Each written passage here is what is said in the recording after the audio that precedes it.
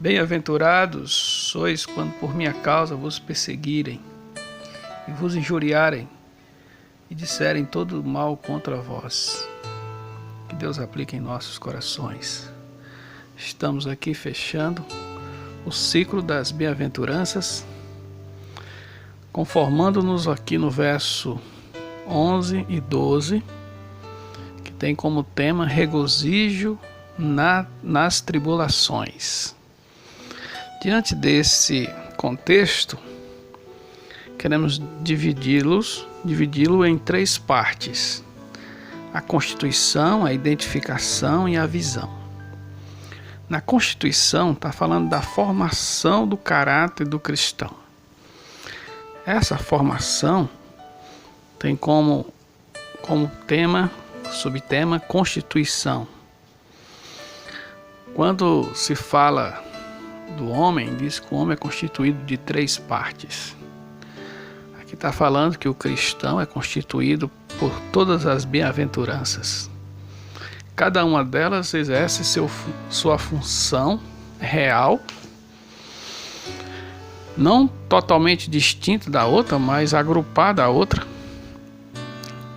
mas com seu foco levando para esse fim aqui do verso 10, ao ponto da pessoa parecer com Cristo. Aqui envolve todas as bem-aventuranças, ou seja, a harmonia das bem-aventuranças que forma aqui o caráter do cristão. Cada uma delas seguindo seu roteiro, conforme Jesus pré-estabeleceu, começando com a humildade e vai até o pacificador. E depois vem as evidências daquilo que a pessoa é mediante o agrupamento dessas bem-aventuranças em sua vida. Quanto à identificação, diz assim no verso 10: bem-aventurados perseguidos por causa da justiça. Aqui é quando a pessoa passa a ser identificada, ou seja, ela passa a ser semelhante a Cristo. E quando ela passa a ser semelhante a Cristo, aqui o escritor Mateus registra esse sermão de Jesus, onde ele chama que a pessoa é bem-aventurada pelo fato de parecer com Cristo. Mas não podemos deixarmos de fora cada uma dessas bem-aventuranças. O agrupamento de todas elas podemos resumir de felicidades, ou seja, a felicidade em uma, em duas, agora agrupamento de todas elas vai redundar aqui numa personalidade, ou seja, a pessoa vai parecer com Cristo. Essas dádivas, elas são divinas. Tiago chega a dizer no verso 1,17: toda dádiva, todo dom perfeito vem do alto. Se vem do alto, vem de Deus. E se desce, é porque os receptores estão embaixo, ou seja, os homens estão na terra. Então ela vem de cima para baixo. Elas são dádivas perfeitas e bondosas. Sem essas dádivas, o homem jamais será feliz. Jamais o homem vai ter esse caráter se não for por meio dessas dádivas de Deus. Podemos aqui chamá-las de resumi-la em graça.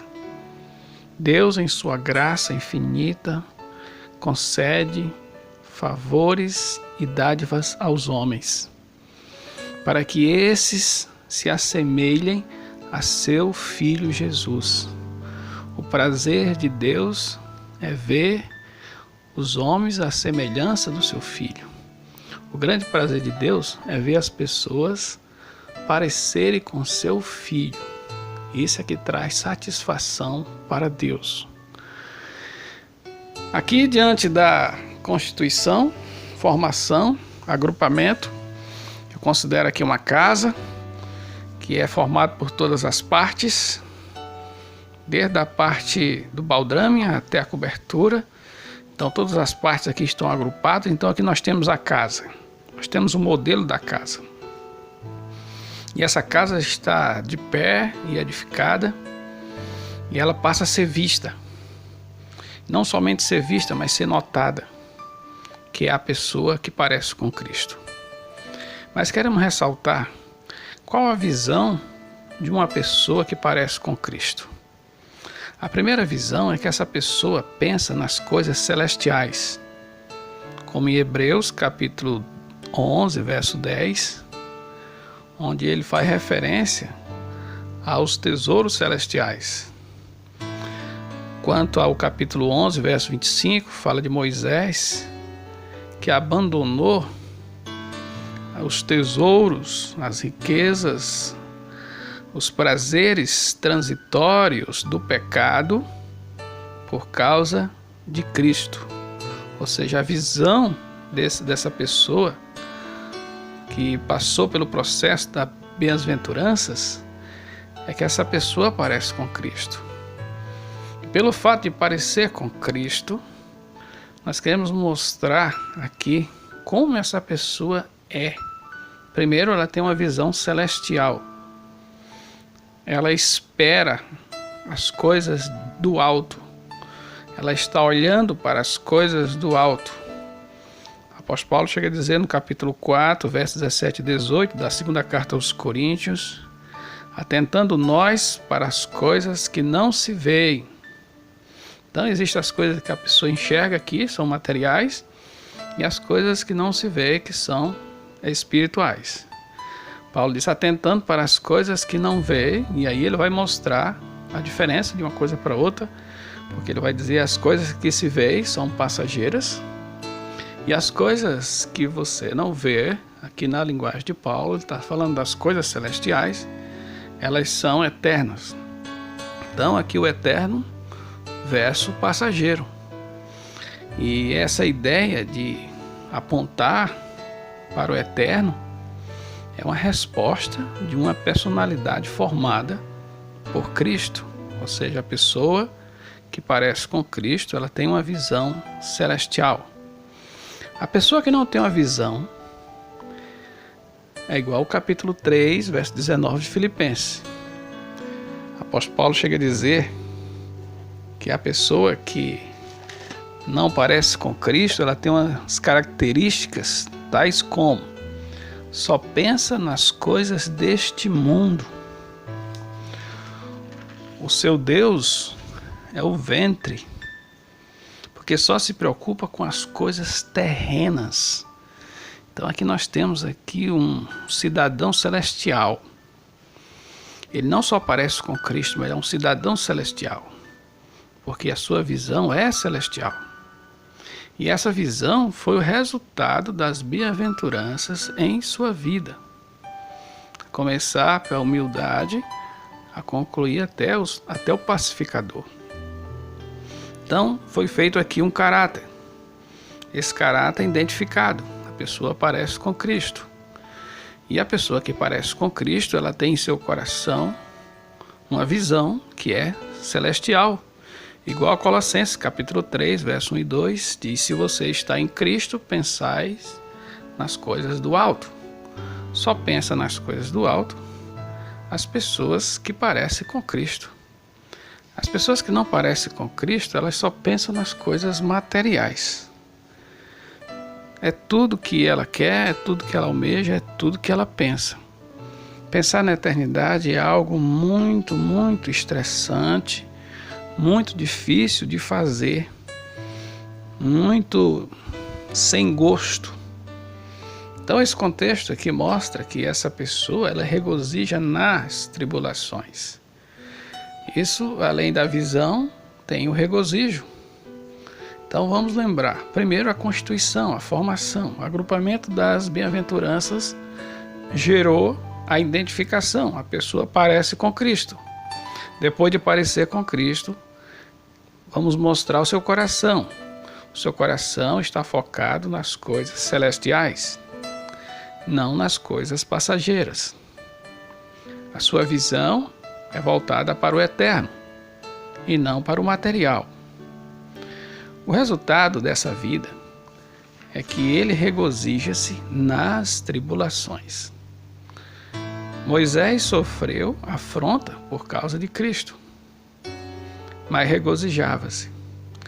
Apóstolo Paulo, ele chega a dizer, no capítulo 3 de Filipenses, vale a pena a gente ler, ele diz assim no verso 8 do capítulo 3, sim, deveras considero tudo como perda por causa da sublimidade do conhecimento de Cristo Jesus, meu Senhor, por amor de quem perdi todas as coisas e as considero como refúgio para ganhar a Cristo e ser achado nele, não tendo justiça própria, que procede da lei, senão a que é mediante a fé em Cristo. Então, qual o resultado? Ele disse que regozijava-se em Cristo. Veja que Paulo, diante de todos os sofrimentos, ele regozijava-se em Cristo.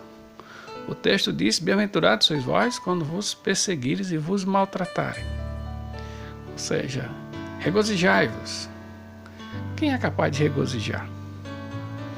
Só é capaz de regozijar-se em Cristo uma pessoa que tem seu caráter formado. E essa pessoa que tem um caráter formado aqui no contexto é mediante essas bem-aventuranças.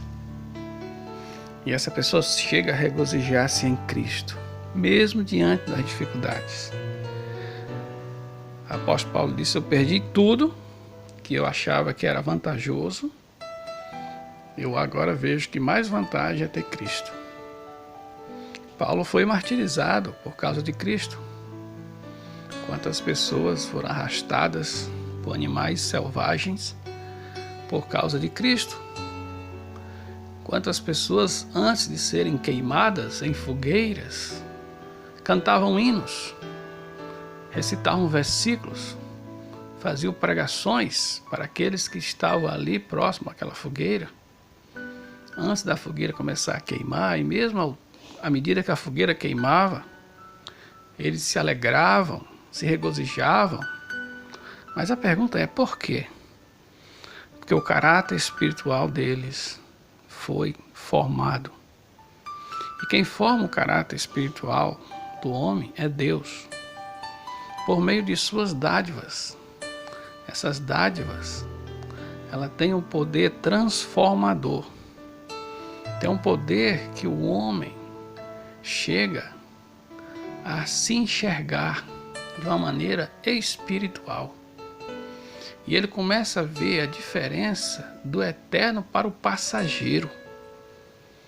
Porque sem essas virtudes, nós seremos simplesmente pessoas naturais que só enxergamos as coisas naturais.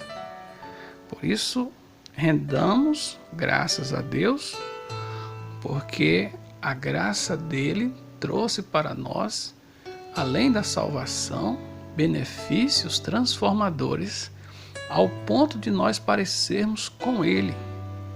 Ao parecermos com Cristo, ganhamos aqui a identidade de Cristo. E assim sofremos e dentro do sofrimento nos regozijamos. Isso difere daqueles que estão em Cristo e daqueles que não estão em Cristo. E que o Senhor Deus nos abençoe.